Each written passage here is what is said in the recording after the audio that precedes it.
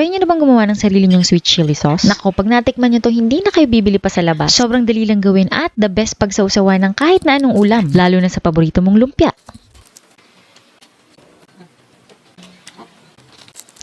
Kaya naman tara, let's go! As usual, gamit ko itong paborito kong Xiaomi induction cooker. Saucepan by Massflex. Syempre yung link pinopost ko sa description box or sa comment section. Sa recipe na to, gagamit ako ng isang pulang bell pepper. Tatanggalin ko lang yung mga buto at hiwa-hiwain ko.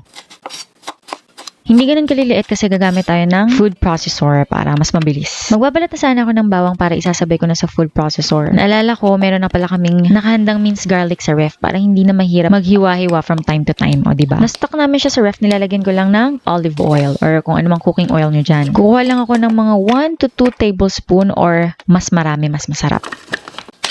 Ito pala yung aking 3-in-1 food processor. Ang dami niyang gamit. Ayan, diba mabilisan lang. Pulse lang at ready na yung ating bell pepper.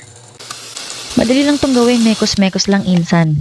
Nakikimekos-mekosin. Actually, hindi nyo naman kailangang igisa. Pwedeng paghalu-haluin nyo muna lahat ng mga sangkap pagkatapos tsaka nyo buksan yung inyong kalan.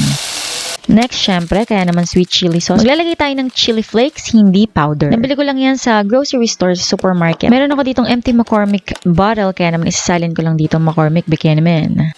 Kung gaano kadami ang lalagay mo, it's up to you. Kung matapang ka, damihan mo. Ilagay na natin yan. Pagkatapos, maglalagay lang ako ng tubig.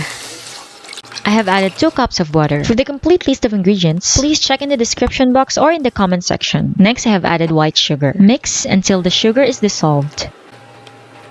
Maglalagay ako ng patis or fish sauce. Trust me on this, guys, masasarap siya.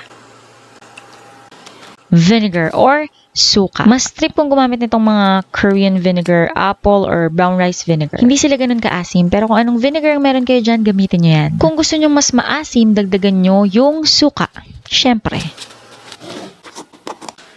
Asin yun, pero konti lang kasi meron na tayong fish sauce. Cornstarch dissolved in water to make slurry, pero siyempre dapat yung tubig na gamit nyo ay room temperature water lang.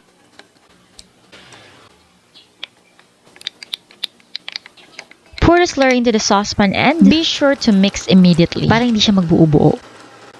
Then let it boil. Mix it from time to time until the sauce thickens and reduces. Kung mapapansin nyo, parang clear pa rin yung sauce natin kasi cornstarch yung gamit natin. Let it cool, huwag mainit ang ulo, at i-transfer na natin sa ating lalagyan.